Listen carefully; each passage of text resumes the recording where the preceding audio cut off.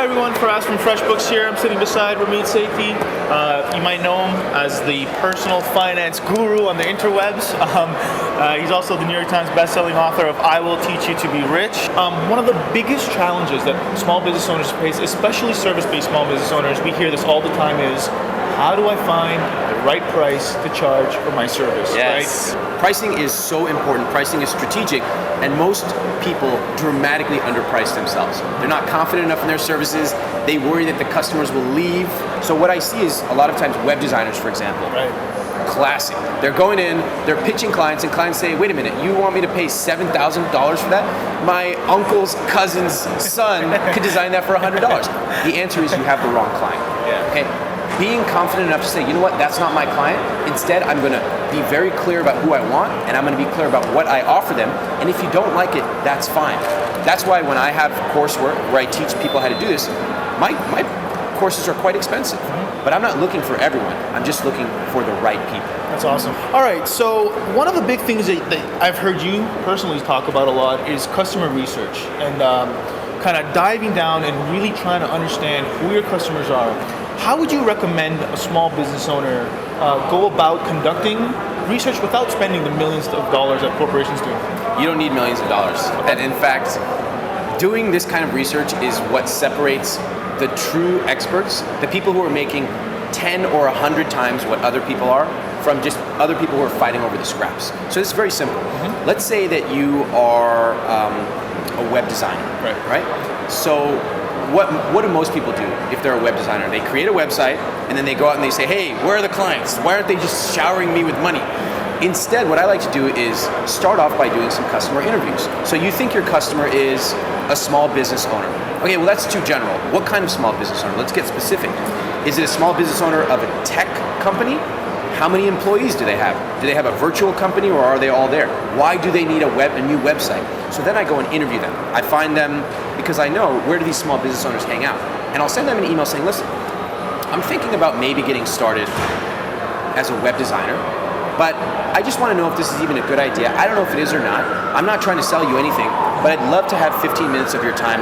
I can meet you wherever you want. So you make it all about them. And when I go out there, I ask them questions like, do you have a website? Have you ever purchased a website through a web designer? If so, does it work? Why not? What happened? And I try to understand their true pain points. So what a lot of people do make a mistake in this situation is they try to sell. Well, wouldn't it be amazing if you had a web designer that did ABC? And then people are like, hey man, don't try to sell me. You're not trying to sell, you're actually just trying to do research.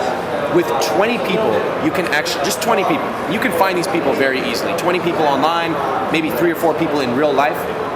You find these people, you will discover key insights. Like these clients will say, you know what, I don't like working with web designers because they never email me and I always have to email them asking them what's going on with my site. But when the site goes down, they're never around. So that's something that you could communicate in your marketing message. Customer research does not have to be expensive, especially at the beginning, and it allows you to separate what you're doing from what everyone else is doing. Okay, so one last point that I'd really love to touch on. I find this intriguing. So if somebody visits iwillteachyoutoberich.com, they cannot actually purchase anything. Not even, and now even taking things one step further, if somebody has credit card debt and you find out about it, you will actually boot them and ban them from your courses and from your programs forever. Why is my question. Look, the name of my site sounds pretty weird. You're like, what is this weird Indian guy doing? How's he going to try to take my money?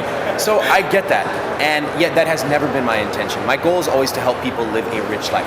So what I tell them is, look, I'd rather have you focus on paying your debt off if you have credit card debt.